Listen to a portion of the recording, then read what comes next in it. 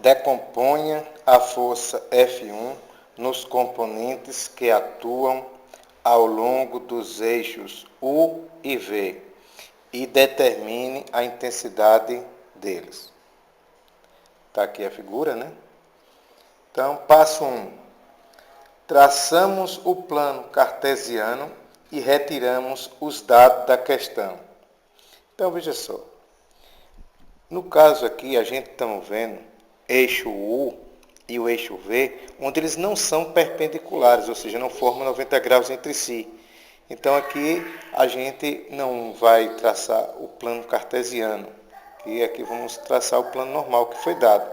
Então, é só você pegar, apoiar um dos esquadros num eixo que você está vendo, por exemplo, o eixo U, coloca o outro esquadro aqui como suporte. Agora é só descer aqui a figurinha, pronto, traçar aqui o eixo U, aqui como eu fiz. Agora vamos traçar o eixo V, apoia o esquadro no eixo V, coloca outro esquadro para apoiar o outro, e aí é só deslizar aqui o esquadro. Bom, então você já traçou, no caso, o outro eixo V. Pronto, é como quem fosse, aqui eu falar para você, o plano cartesiano. Então, de qualquer jeito, você vai traçar os eixos, seja com 90 ou não sendo com 90, como esse caso aqui. Daqui para frente, segue o mesmo roteiro que a gente já viu antes. Então, passo 2. Colocamos as forças no plano cartesiano. Então, nesse exemplo aqui, como você está vendo, ele vai trabalhar apenas com a força 1. Então, essa força 2 não é necessário você colocar na questão. Vou colocar só a força 1. Então, eu apoio o esquadro na força que ele está me dando. O outro esquadro eu coloco aqui como suporte e é só deslizar ele até chegar na origem. Pronto. Tracei aqui a força 1. Passo 3. Traçamos retas paralelas às forças. Onde elas se cruzarem, traçamos a força resultante. Então, toda vez que ele dá uma força para ser decomposta nos eixos, a gente faz o seguinte. Apoia, no caso aqui, um dos esquadros em um eixo. Ó.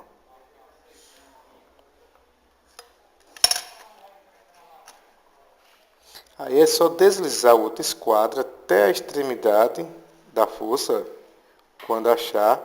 Aí agora você vai traçar uma reta, que claro que vai ser paralela à outra, no sentido de achar o eixo. Aqui está o eixo, então daqui para lá.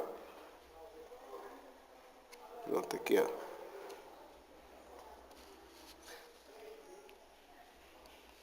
Então, aqui você já viu, foi o que aconteceu. Eu achei a força 1, aqui é a força 1, que é o que eu tinha. Ela foi decomposta em que eixo? Que eixo é esse? U. Então, F1U. O mesmo procedimento vou fazer aqui. Ó. Eu agora vou apoiar o esquadro no eixo U. Como vocês estão vendo. Vou apoiar outro esquadro aqui como suporte.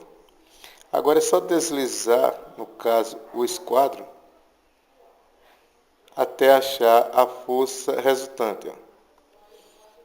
A extremidade da força resultante. Quando você encontrou, aí agora é só você traçar uma reta paralela ao E. Vem aqui da extremidade até achar o eixo está para a esquerda, então você vem para cá. E aí coloca a outra paralela. O que foi que você viu aqui? Você pegou a força 1 e decompôs em cima, que eixo é esse? V. F1V. Então é como quem fosse aquele problema que a gente já fazia. Dado duas forças, F1U e F1V, acha a resultante. Quem era a resultante? Ela tinha origem na origem das forças e extremidade onde as projeções se encontraram. Então era assim o problema inverso que a gente fazia, quando tinha duas forças e queria achar a força resultante. Então, esse F1 é como que fosse a força resultante. Pronto, daqui para frente, vocês estão vendo que vai seguir o mesmo roteiro. Escolhemos a força fixa e circulamos. Então, você tem aqui F1V e F1U. Vou escolher uma das duas forças para fixar. Pessoalmente, vou escolher essa aqui. Poderia ser essa, não sei quem sabe. Passo 5. Movemos a força não fixa para a sua projeção. Se essa é a força fixa, essa é a não fixa. Então, eu vou mover a força não fixa aqui para a sua projeção, que está aqui. Então, só é você chegar, ó.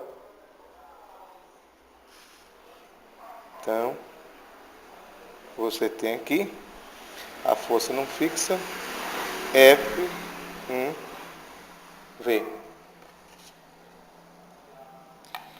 Passo 6. Achuramos o triângulo que vai ser usado para melhor visibilidade do problema. Então, eu vou usar esse triângulo aqui. Então, eu vou achurar ele. Como eu já falei para você, achurar, mesma coisa que pintar, destacar, né? O triângulo que vai ser usado. Passo 7. Prolongamos a força fixa e colocamos o ângulo V entre o prolongamento da força fixa e a projeção da força não fixa. Então, aqui está a força fixa. Vamos traçar aqui um prolongamento. Pronto. E colocar aqui o ângulo V entre essa força aqui, que você prolongou, e a projeção da força não fixa. Pronto. E quem é V?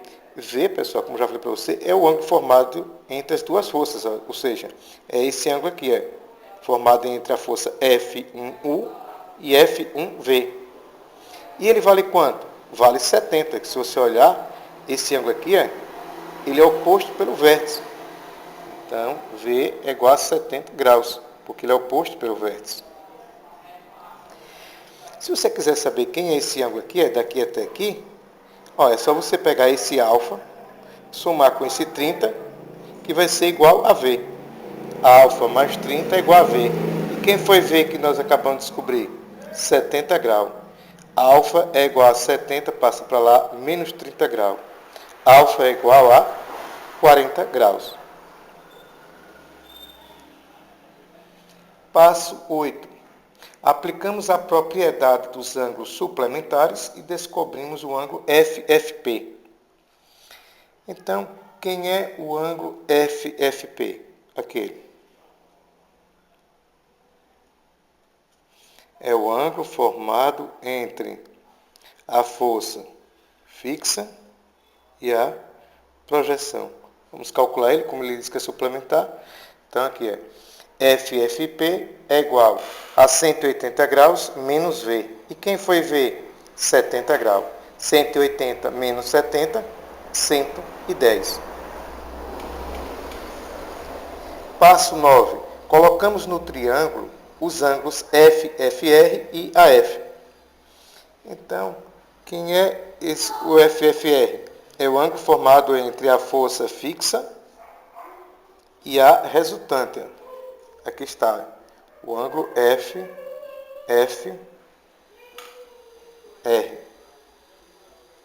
Aquele. E ele vale quanto? 30 graus. Então, o ângulo formado entre a força fixa e a resultante foi 30 graus. E vamos achar agora esse outro ângulo aqui. Esse aqui é o ângulo que faltava. AF.